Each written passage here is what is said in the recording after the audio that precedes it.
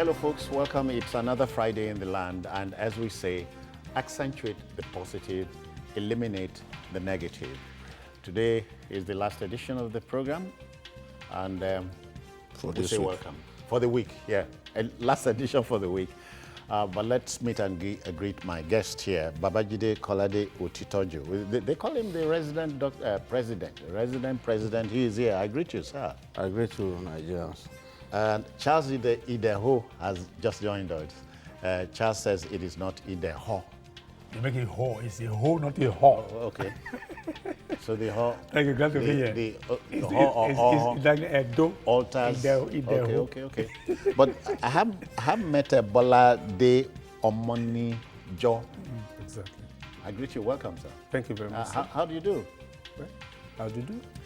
All right, then. Today on the program, quite a lot to serve you. Buhari orders gazetting of honor for Abiola, just as Tinubu and Falana back the action. Nigerian troops rescue hostages used as sex slaves, forced labor by Boko Haram terrorists, as reps want herdsmen declared terrorists, and later on, Nigerian airlines record 8,825 delayed flights in 3 months. All right, then, the team is ready. I hope you are.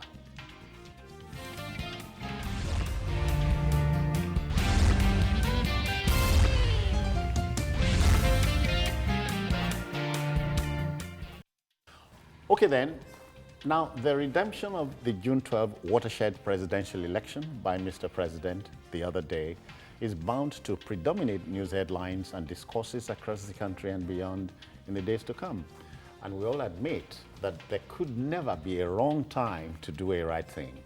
Well, President Muhammadu Buhari has taken the development a notch higher by instructing the Attorney General of the Federation, Barrister Abubakar Malami, to immediately begin the process of publishing his presidential order declaring June 12 as the authentic democracy day. Nothing wrong with this. Certainly nothing wrong. Everything is right about this. Okay. About June 12. About the decision that the president has taken. Okay then.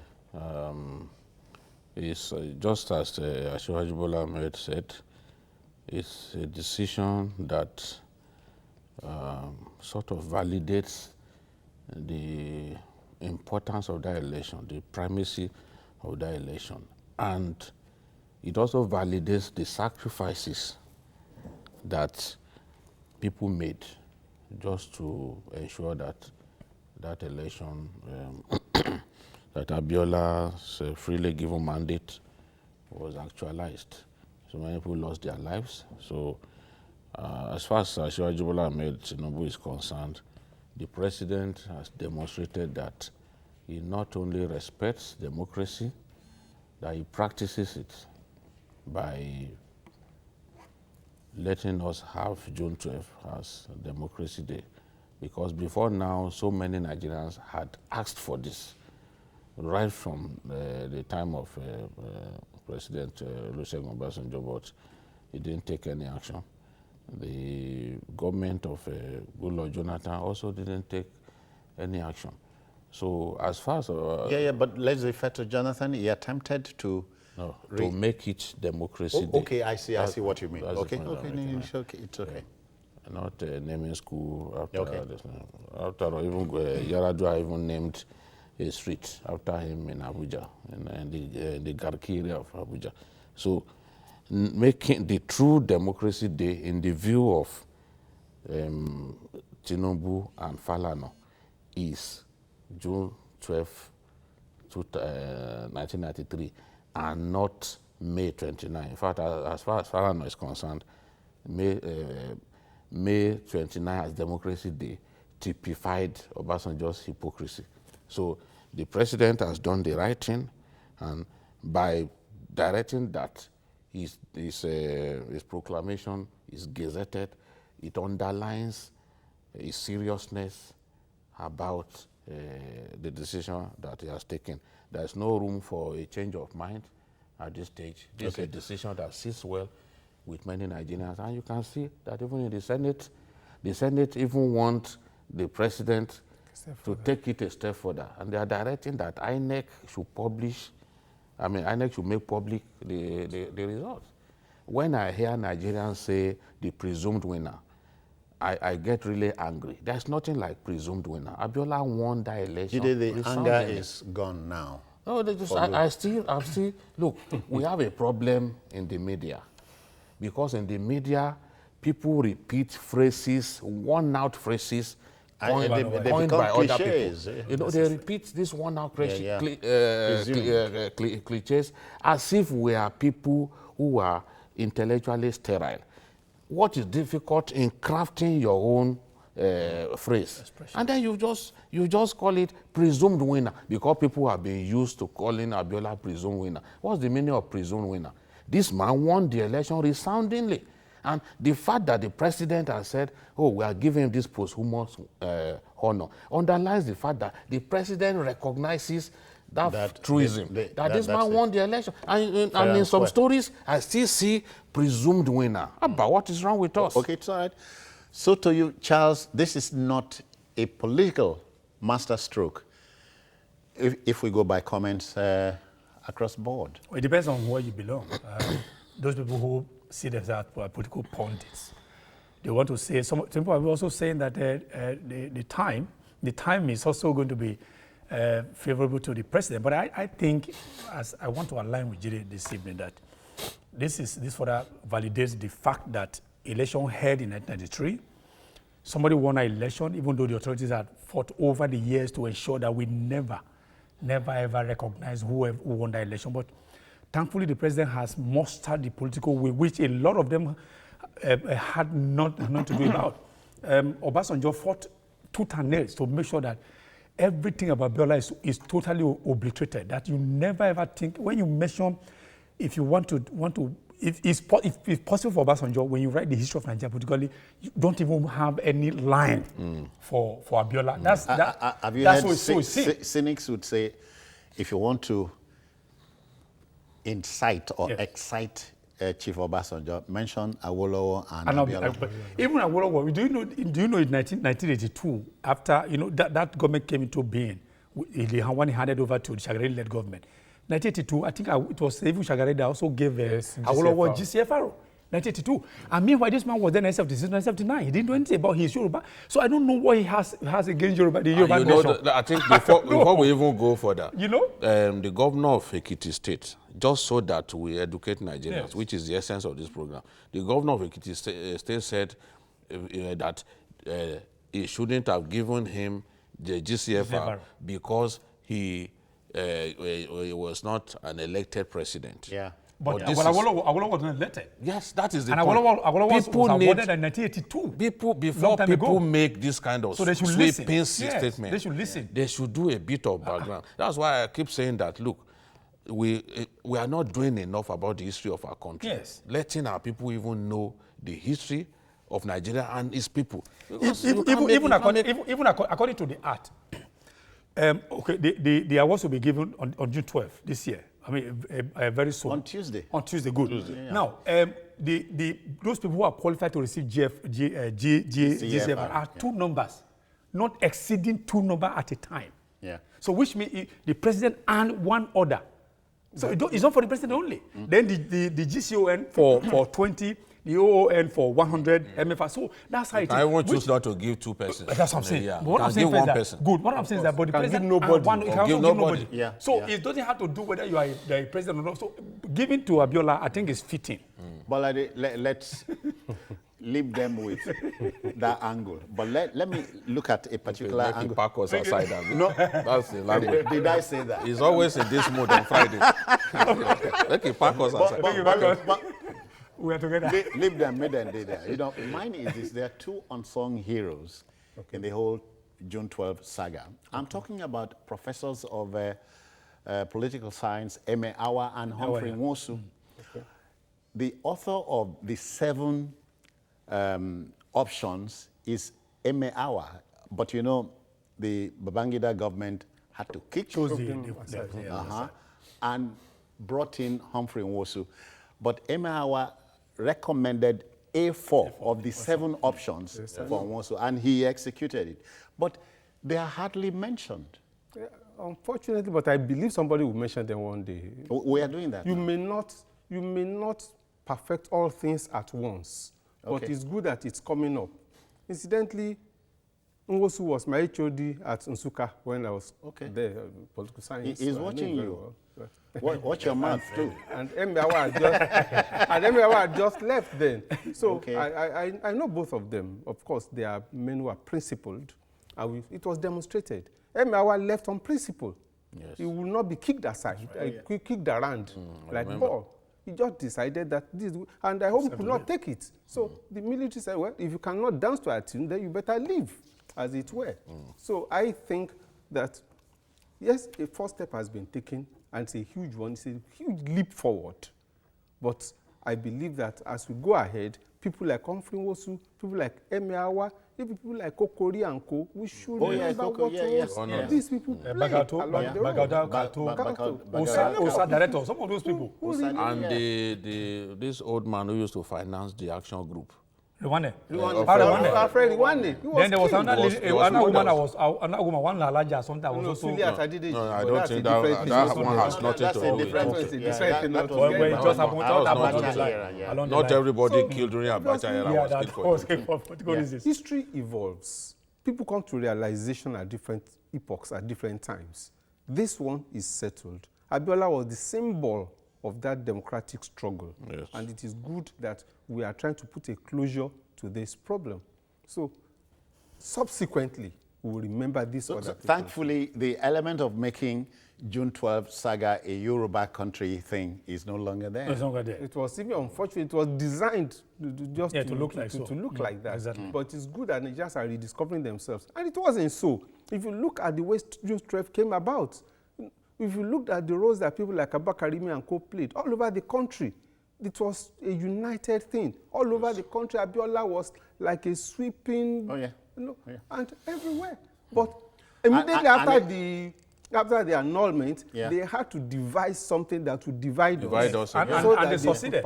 Yes. We're still suffering it today. I remember as a young journalist at that time that the northern politicians who worked so hard to make Abiola win the election, the Abakarimis of this world, the Yaraduas of this world, the Sule Lamidos of the world, Alibu Kamakoda, they were worried. They didn't know what to do. Suddenly, they called a meeting. They called that group at that time the Northern Consultative Forum. And that meeting was held on Kaduna Road. On Zaria Road. In Kaduna. And at that meeting, the idea of interim national government came up. At that meeting. So because Nigeria could not be left in a quandary. Yes. And they were all confused. They knew that given the disposition of the military government, they were not going to let Abiola have his mandate. So the idea of interim national government came up. And once that idea of interim national government came up, a lot of the big northern politicians who had fought for Abiola began to withdraw. And then the enemies of Nigeria who didn't want June 12 validated began to divide us. NANS, that was led by Dennis Inyang, was divided, and we had Kachala from Borno State heading a function of NANS. Nopeng was divided. At the end of the day, whenever you raise the issue of June 12, people will start seeing you as an ethnic champion. And then those who genuinely fought for the validation of June 12 were now seen as villains. Yes, only at that time, the people who stood, who were Northerners, who said, whatever happens, we will continue to support June 12. I remember Colonel Abubakar Dangiwa Umar. Dangiwa Umar, a prince from Kebbi State. He lost his commission because of June 12, because he confronted the generals. They detained him, and after detaining him for some time, they kicked him out of the army. But till tomorrow, Abubakar Dangiwa Umar began to continue. I mean, still believes in June 12th. Yes, that's right. People like Colonel Johanna Madaki. Johanna Madaki, yes, I remember that name. Yes, Also continue. Yes, that Yes. Katafman. Also continue to push for June 12th. But at the end of the day, they were minority. Yes, they were minority. Of course. So of they course didn't they have were. their- Forget that many military officers were dubbed June 12 boys and were June kicked 12 out. fast, yes, we're kicked out. I mean, many of them. No, swept out, totally swept out. even those who were critical of the fact that the army didn't keep its word. Some of them had to leave the army prematurely. One of them is General Williams. Yes. You know, Isola Williams. Yes. General Isola Williams was left as colonel for so many years, was not promoted. That's right. Because he would not take any bribe from you. He's extremely Extremely principled. principled. That's the only Nigerian officer that I know who was given a gift of $10,000 by Abacha and he rejected it. He said, as soldiers, our word is bond. We said we are heading for our barracks. So what are we doing at this time? He was heading. He was heading Tradoc, the Nigerian Army Training and Doctrine. You remember the spirit of IBB, the car gifts? Yeah, the car gift, was exactly. around 1990. A car gift. Before the June 12. That one came before June 12. You also use that one to now falsify his base. Bolade, not pretending you are a lawyer, but I'm sure you can foray into it. You are going to Gazette June 12 vis-a-vis the award of GCFR conferred on Abiola posthumously. Yes. What happens to Chief Shuneko in the scheme of things? As president of the interim president. He's already Shouldn't have been settled along the line. No, I mean in the roll call. Would the ING be relevant here? I think Of course, he ran Nigeria for 3 months. It's a fact of he history. was. It's in history. There was no vacuum. It's in history. He ran Nigeria. It's unfortunate, but it happened. And we can't deny If a it. court of competent jurisdiction pronounced the ING illegal, We're only going to get there. That's another point. But we're not there yet. But when you sorry, are waiting for the there was break. no, what I'm saying, courts. Justice yes. Dolapo Akisanya pronounced it illegal Yes. at that moment. Yes, that woman. But conventionally, it appears that nobody had reckoned with that. Conventionally, because he attends Council of State. Is this not, and then he still gets paid. He still gets paid. No, he's recognized as a former As a Nigerian former president. head of state. So what I'm saying is that I said somebody wants to come up. Okay, like people are already flying Because the kite. the man was just a pawn in the The one they game. call PDS. Babangida deliberately left Yes, Abacha. yes, Abacha, He yes, left yes. Abacha in office. As a Bob- Kicked Bobby away all that all of other that strong generals, players. other Put in the decree that in case of vacancy, the most senior. and he knew that He knew that he was the Abacha, most as the senior. defense minister, was the most senior. Wait, he was the most senior. So, and Abacha, Oshonekon went to the UN and was speaking about democracy in Nigeria, that democracy comes to stay, that we were on an inexorable path. No, to no, democracy. Jide, he did And so in an interim capacity. Yes, Yeah, but he did did he so. have And the then moral- after the he moral came right? back, less than 48 hours after he came back. What did they do to Oh, him? they showed They him. forced him out of office. They showed him off. 17. They They forced showed- him they out of showed him office. off. What they will tell you is Shonekon resigned. No Nigerian was allowed to see. A copy. A copy of the letter. or something. No, not copy. The Shonekon resigned. The We didn't instrument. see moving picture of our interim president reading that resignation letter. They only played the audio. till Which today. could have been doctored. No, not doctored. Hold on. They They only say- played the audio. they Do say- you know what we later had? Yeah. What we later had was that as he was, I don't want to mention the general, the officer who put a gun to his Let neck himself and forced him to read read. that resignation letter. They recorded it. So they recorded it and they didn't show us. Because they say the camera no capture in picture. But Bolade, let's look at this history. June 12th birthed Nadeko. Yes. Nadeko gave birth to the exodus into exile. Yes. And of course, we had eventually Radio the Kudirat, first another. private radio. It was first Radio Kudirat. radio freedom frequency. After Kudirat AKA was Radio Kudirat, yes. killed, it became Radio Kudirat. Those are relics we can't do without. No, we can't. We cannot forget them. Yeah. They stand out in our history. And they all, when we mention June 12, all these things come together, to present June 12. It's not just the election of June 12, it's all these events, it's the annulment of June 23, it's the handing by Abacha, it's the way journalists were chased about town, it's the assassinations that followed, it's the declaration at Tekpetedo by Abiola that he was president. Well, all these things come together to make the June 12 struggle what it was. You can't forget it. Campus. There's something that Pastor Tony Bakari said. I mean, I watched a video that he made of his sermon, not quite long, and everything he said is what is called. And there's something he said very, very instructive, that all these leaders today, the very moment you step on a red carpet, you are stepping on the blood of Abiola, except the man is remembered. So right now, now that he has been remembered, you can walk on red carpet. The blood has been, I mean, has been appeased. Oh yeah. Because you were there. Somebody. Belgore is in the picture, Jide. Yes, many people have been asking me, Jide, what is happening? What is happening? Justice Belgore said that the president was wrong in giving Abiola this. And now I have done my own research, spoken to lawyers and all that.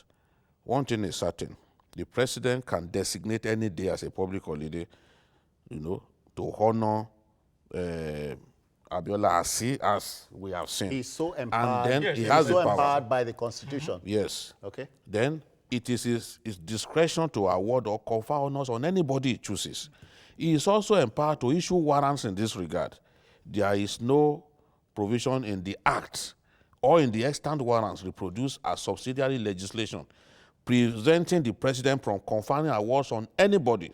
Some have argued that only living person can be so conferred, except for servicemen. That is not correct. Yeah. The Act refers to persons. There is no qualification as to whether the person is dead or alive. Yeah. One important principle of law in Nigeria, which we inherited from the British English law, is that anything not expressly forbidden is allowed.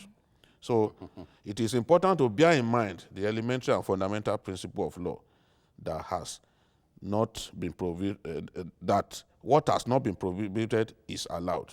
Therefore, it does not matter whether the recipient is alive or is dead. So the president has done no wrong. With respect to the title of GCFR or GCN being preserved for the president and vice president, as some persons have argued, the Act did not specify which category of persons the honors should be given. Good to, yes. So it's his prerogative. We just need to make it clear. So the president has done nothing wrong. Let me even read what Yobi Edu said when he was Minister of Special Duties. Okay, whose job was doing that? Whose job was to compile that? And he was talking about this. He said, the world over, in life and in death, societies have recognized the cardinal role which the public recognition of individual demonstration of discipline and hard work and honesty, excellence, defense of shared values and patriotism play in galvanizing the entire community towards a renewed determination to dedicate themselves as individuals to. But the point is, in life or in must death. quickly take this. Dangote was not a vice president. No, he wasn't. And he got a GCON.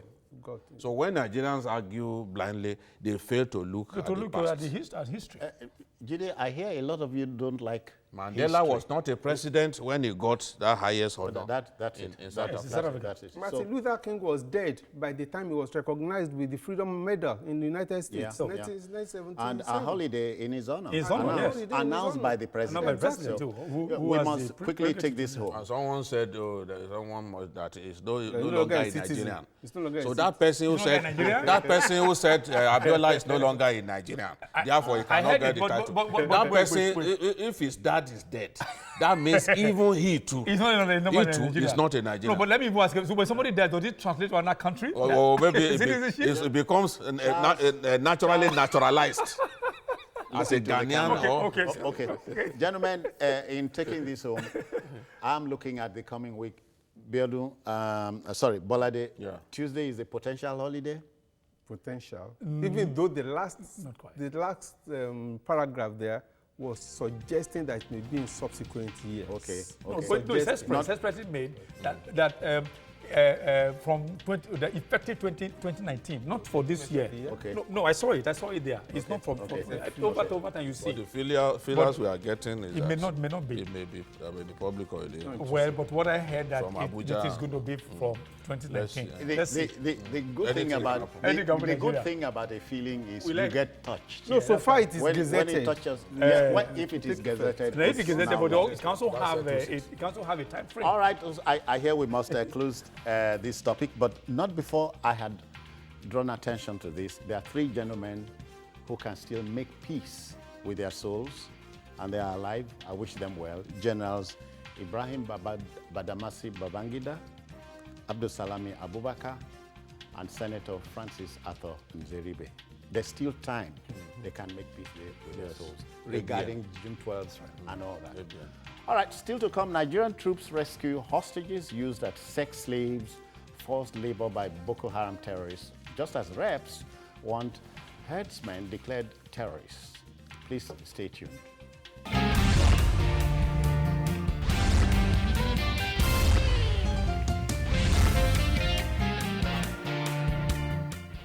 Back. I'm told that in war, as in a crisis situation, the first casualty is the truth. And I have no reason to doubt this. The naked truth about the festering Boko Haram crisis is the subjection of hapless women and underage children to sex slavery and forced labor. Gallant fighting troops of the Nigerian army reportedly rescued over 70 women and dozens of children and some 15 men engaged by the murderous gang members as sex slaves and forced laborers. The soul-lifting news was broken by the Deputy Director Public Relations, Theater Command Operation Lafia Dole, Colonel Onyema Nwachukwu. A corollary of this is the reported insistence by federal lawmakers that suspected herdsmen be declared terrorists by the federal government. Here we go again, Jide. Yes, you know, I'm really impressed with what the army has been doing the last few months. And I'm not the only one impressed with the men of the Operation Lafia Dole because they brought some energy that was not there into the war against Boko Haram. They are not concentrating on the Lake Chad area alone, where the Albanawi faction is hibernating. They are focusing on the hinterland because, as I've said here repeatedly, that many communities in Borno State, in the hinterland, these boys are roaming free, they are in charge. In the urban centers, local government headquarters and all, they are not, they've been neutralized, they are not active. Now, what our soldiers are doing is, those communities that Boko Haram occupies, where they are holding people hostage, because anywhere you hear stories that they are holding people hostage, they are in charge of those communities. And you've seen from this story that the forced labor, because Boko Haram has farms. I went to the northeast. They have the time to farm? Yes, you see lush green farms by Boko Haram. Even inside Sambisa, they have farms. Maybe when we have opportunities again, we'll play the video that I brought back last year when I went to Sambisa. You see that they are active, they have bakeries. So it is in all of these places that they are forcing people to work for them. Whatever so this is organized chaos. So whatever, from the sweat of those people, they are able to feed their fighters. They are able to give them bread made in their makeshift bakeries. It's actually the clay. They use clay to build the oven. But they're baking bread. They're baking bread. No, you see, there's no doubt about it. And then there are farms. Those people work in those farms.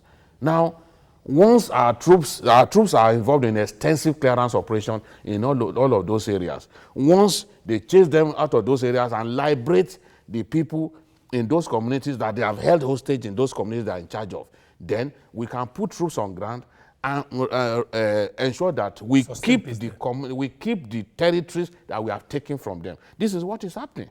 I'm impressed, and I hope that even in the Lake Chad area, which is extremely difficult to navigate through, we will be able to kick these terrorists out of that area, so that the kidnapping of people and the killing of innocent Nigerians will stop. Once we focus on this, before the rains fully set in, once we can achieve this, the days of Boko Haram are numbered. And when I hear that Bama appears to be the epicenter, then I'm worried. It's close to Sambisa Forest. The whole of that area from Konduga, because it's the same road that leads to Bama and Goza. Oh, it's a link road. Yes, it's one road leads to Goza, Bama, and Sambisa area. Sambisa is in that area, so they can easily go into Sambisa, and then come out, fall into it. you know.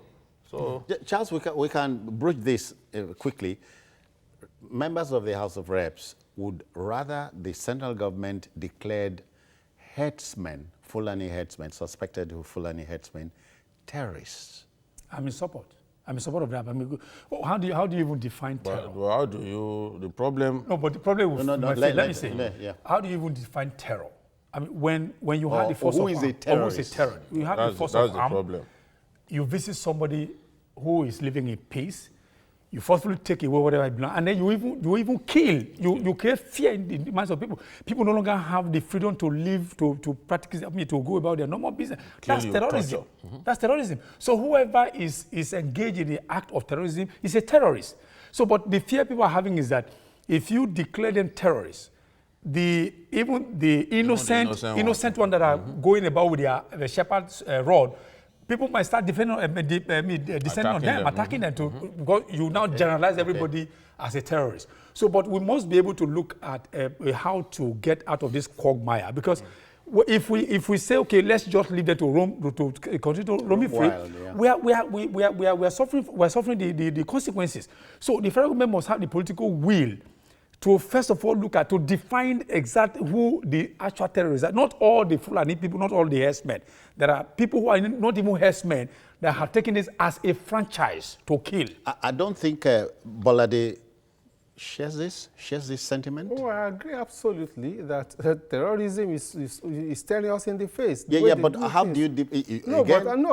I'm coming to the issue of you cannot just say Fulani herdsmen are terrorists. Or because, herdsmen. like you said, or herdsmen, or even Fulani herdsmen, because there are innocent or ones. herdsmen. Or herdsmen generally. Herdsmen. You can't say that because there are innocent ones. That's right. And in that case, we will be trying to punish the innocent ones. But whoever is caught in the act, and so many people have been caught in the act, let people see expeditious trial under the extant laws of Nigeria. Yes. And that is the problem. There are enough laws in the statute books to bring the people to book. Let's see it. Take them, start from there. Then we can take it up from there. When people know that once you are caught, you will be speedily brought to justice, then you will be able to curb their activities and their actions. Because if they keep roaming wild, the tendency across the country is for people to begin to give labels, you know. That's what we are having already. That's what we have all over the country already. Yeah. As it is now, in many parts of Nigeria, unfortunately, if you see a Fulani man or who is a herdsman, or you see a number of herdsmen, you see these are potential killers. Yeah. That's what comes to your mind. That's right. So it happened to me on Saturday. Mobbing them. I drove to Abeokuta for a burial of one old woman. We're coming back. I had to drive through the Shagamu end of the road. Very good road. But do you know that as I because you know I had problem with the herdsmen for the attacks on Benin Road. I told you. You are telling me. No, you know I told you that time. Really?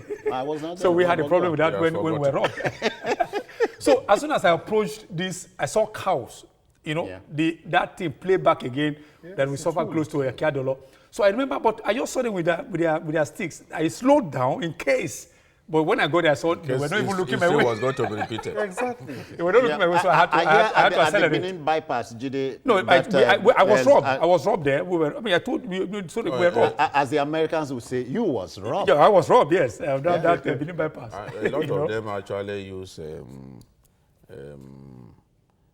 cattle as camouflage. Yes. Once you slow down, the criminal herdsmen will descend on you. And it's happening on even Kaduna, Abuja Abuja Highway, and so many of our highways in the north. You see criminal elements, you know, posing as headsmen. By the time you slow down, they'll descend on you. They are actually kidnappers. Exactly how it happens. You know, Exactly. because a lot of them have taken to kidnapping and other. And they make money. They make a lot of money. They're making a kill. What we can do, as I've said before, pronouncing a group, a terrorist group, is not the solution. Exactly. The solution is to police our country better. Absolutely. Yeah. I still don't understand why we have civil defense, we have Nigerian police, we have mobile police, we have Air Force, we have a preponderance military of paramilitary organizations, security outfits, Mm-hmm. even Peace Corps. If not because Buhari, they refused to sign, they too will have joined the fray. But what do we have?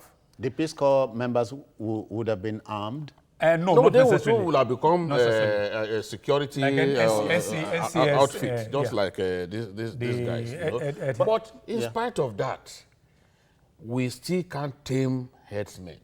Headsmen, even in Benue, at a point we thought they had relaxed. You know, shortly after that statement by Trump, they didn't kill people for weeks. But they've gone back to killing people.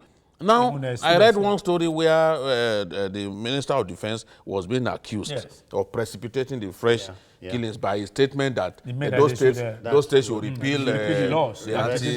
That's after the Federal Executive Council had ruled that there should be no open grazing in 5 states. That's it. So a decision taken in a cabinet where you serve. And you are now coming back again. A minister of defense. A minister of defense of the country. Who has not been able to stop the rampant killing of people in his home state of Zamfara. You are now saying that they should stop. Relax so they are saying that immediately he said that. Then these people moved in. More people have been killed. Bolade, and we talk about the big man syndrome in this country, but the big men in this country have refused to bring something fresh to the table. Let me put it this way, as we take the subject home. Boko Haram, I repeat, started from very humble beginnings in 2002. And I hear in a town called Kanama in Yobe State. In Yobe State, like small picking play. Here we are. Absolutely. So, a monster. Emasculate them by blocking the source of funding and arms or something. We can do something. We can do something. We can do something. That's part of the thing we should do. You know, the source of funding. It shouldn't be too difficult for us to trace the source of funding. It shouldn't be too difficult for us to see the regular source of arms supplies and cut it off. But even apart from that, we really need also to partner with the people. It's very important in terms of intelligence. We should partner with the people in the rural areas and so on. Let them feel government. Part of the thing is that sometimes there is a disconnect, and people, it's easier to then get them to the wrong side. We need to partner with them and get them to know that there is a need for all of us to work together. Then we need to cut off all those areas. Charles, never too late to do the right thing. No, it's not. But I have a problem. But quickly, keep your problem. Let me take Frederick first from London. Frederick, good evening, welcome. Good evening. Yes, sir, welcome. Yes, my name is Benga from Abuja. Oh, I thought London. Okay, Benga, welcome. Yes. Okay. You see, the proposal of the Fulani herdsmen should be declared terrorists, they are mischievous. They have an ulterior motive because of the name Fulani there. And it's a kind of fighting back that. So I've declared an IPOP, a terrorist group. So this Fulani herdsmen should always be declared there. But there are two different things because, not as you have said, not all the Fulani are perpetrating this evil. That's right. Fulani and Benga, sorry, not to cut you short. Not all Fulani are headsmen. Yes. Not all Fulani are headsmen, and not all headsmen are terrorists perpetrating this evil. Yeah. You know what I'm saying? And it's a head. Being a header is a profession. It's something you are living on it by being a header. So it's like they are declaring a profession or a trade that whoever is engaged in that trade is a terrorist. That's why I cannot support it. Different from a group that have a flag, that have an office, that have an item, that have an identity. So there are two different things. That I'm saying that it's not really something they are targeting because the president is a full animal. That's a little cheeky. That's your perspective. That's your own. It's I don't say it that way. People will get desperate when Exactly. when they see people being killed. Yes. Oh yeah. And they can even And they will come up speculate with all and kinds of speculate. suggestions. But gentlemen, because we must pass over. So, okay, now. I was saying that. So, yeah. I was saying that this, you said, is it too late to do something? I said the answer is no, it's not too late. But the problem I was talking about is that when you have the preponderance of security agencies that are mostly working at cross purposes, how do you do? Okay, the NSA just said that that it's supposed to be declaring house. He calls for meetings, nobody comes. So they are not taking. They're not even taking directives. So the police is working here. The military. They're really dysfunctional system. Exactly. So how do you now put your foot down to be able to arrest the drift? Oh, you see, so we must have, when we tell ourselves that our borders are porous, I heard the vice president saying something that the customs should try their best. Our borders are porous, this and that. But we have the immigration service. They are there. Who's the primary? What are they doing? Because a lot of these criminals who come into our country to kill people, we need to stop stop them from infiltrating our country. Crossing our borders. There are more than 4,000 entry points into Nigeria. Illegal entry points. That's right. We need to do something about these people just coming into our country. We are too wide open. And working freely. So at this table today, we are saying a no to the help called by the reps members. Yeah, it might be misconstrued. All right then, we'll go to our next topic. Air travel in our jurisdiction must be the most barbaric, if not the most out of control on the planet. If you are not torn between a debate about immortality and death before takeoff time, you are bogged down by a delayed flight or, in an extreme case, an outright flight cancellation. Now, the prime civil aviation regulatory body in the country, the Nigerian Civil Aviation Authority, NCAA, reveals that in the first 3 months of 2018, gentlemen, an alarming 8,825 recorded cases of flight delays will be on paper, only in Nigeria. And you are told something as silly as, it is well, Jide. Honestly, This is not well. I wish that they provided us the stats for 2017, even if it's the same So we period. compare notes. Because in 2017, there was an acute supply deficiency in respect of Jet A1, that is aviation fuel. And flights were being cancelled anyhow. It's a lot better now. So if they should provide us the statistics for last year, it will be a lot worse than this. Because even at that time, I remember... Maybe they decidedly spared us that... No, because it probably would have been too unpalatable for people to... So it's a big problem. It's a big problem. And the funny thing is, the airlines cancel flights, the airlines delay flights without even apologizing or atoning for that in any way. Many people have lost big-time opportunities on account of that. I saw a senator once. I was on a flight, and the senator was really threatening brimstone and fire because he had an appointment in Dubai. And on that day, we were airborne, but they took us straight to Port Harcourt. Why? Because... Where were you headed? We were coming to Lagos for him where? to take a flight here. From where? From Abuja. Abuja. Okay. So instead of going to Lagos, they Port took us to Abuja. Now, To Port Harcourt. to Port Harcourt. Now, the journalist in me prompted me to ask questions. You know what happened? That airplane had a problem, and that problem ensured that the pilot cannot know the quantity of aviation fuel in the aircraft at that time. In the air? Yes. Okay. So what they had to do, and they didn't have enough aviation fuel in the airport in Abuja. So they now took us to Port Harcourt, refill. where they now put ample quantity of aviation fuel, so that maybe whatever happens, overgauge, if you like. so that whatever happens, they won't have problem arising from maybe insufficient aviation fuel. So this is a problem. There are people who have taken them to court because they don't even care. They do it like, look, what will happen? Jide, are we really a discourteous people? Actually, so it will seem now. So it will seem now. Because he mentioned, Bolade mentioned something earlier. Yeah. Maybe while we're waiting, that when you have laws that you activate and people are actually held responsible, it will serve as a deterrent. But here, the laws are there. If somebody, for instance, now there is a flight cancellation, and then they you pay cannot heavy fine or something.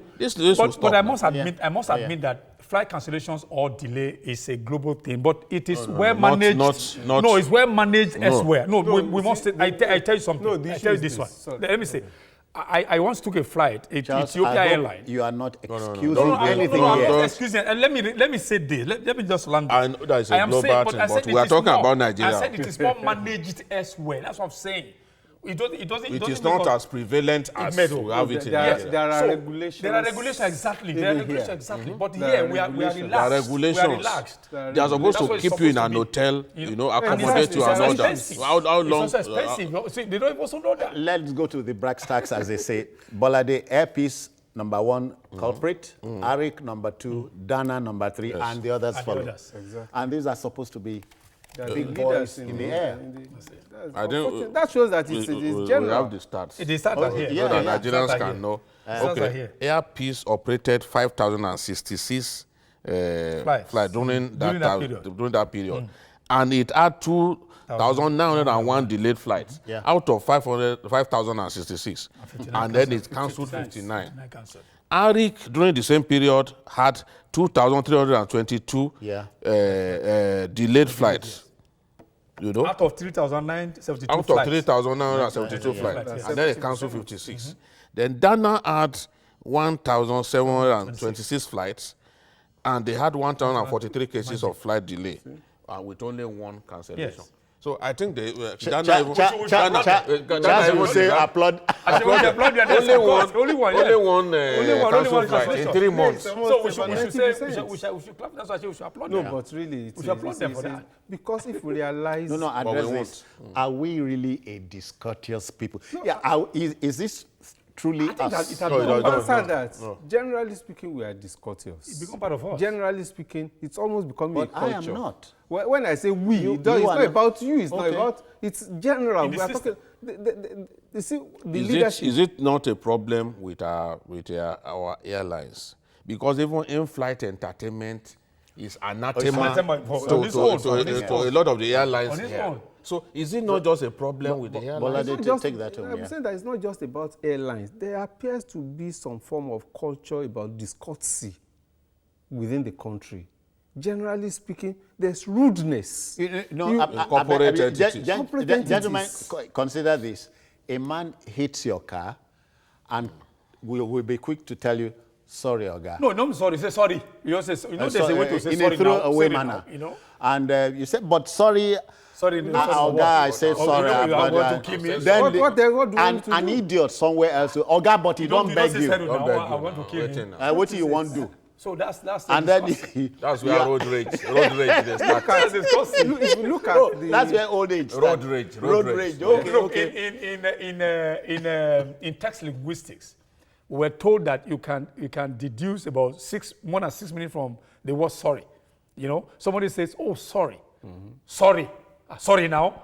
So as they are telling you this in they put now. The way you say it.